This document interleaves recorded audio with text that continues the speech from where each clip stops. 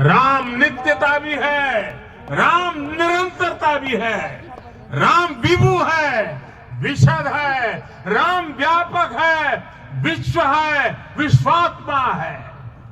और इसलिए जब राम की प्रतिष्ठा होती है तो उसका प्रभाव वर्षों या शताब्दियों तक ही नहीं होता, उसका प्रभाव हजारों वर्षों के लिए होता है।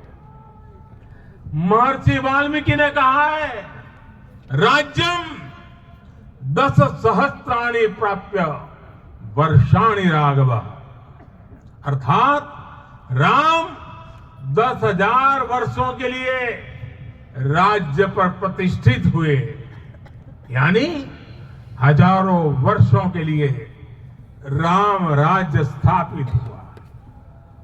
जब त्रेता में राम आए थे तब हजारों वर्षों के लिए राम राज्य की स्थापना हुई। हजारों वर्षों तक राम विश्व पथ प्रदर्शन करते रहे थे।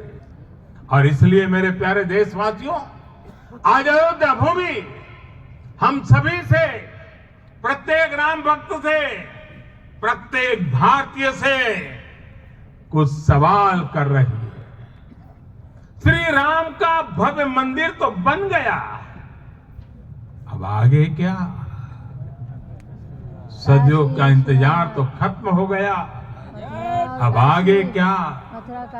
आज के इस अवसर पर जो दैवीय आत्माएं हमें आशीर्वाद देने के लिए उपस्थित हुई हैं, हमें देख रही हैं, उन्हें क्या हम ऐसे ही विदा करेंगे? नहीं, जरूरी है लेकिन कदापि नहीं।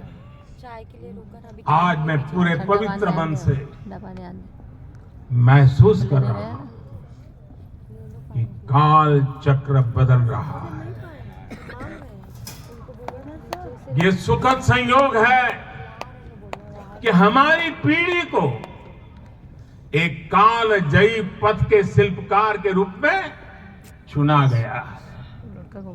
1000 वर्ष बाद की पीढ़ी राष्ट्र निर्माण के हमारे आज के कार्यों को याद करेगी।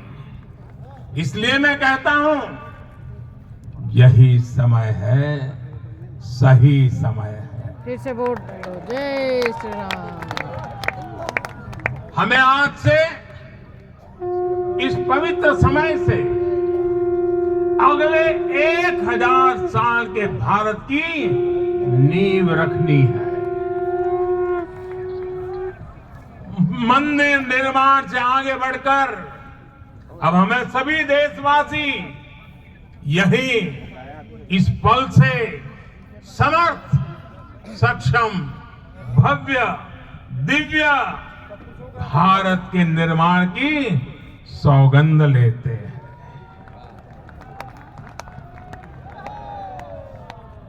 राम के विचार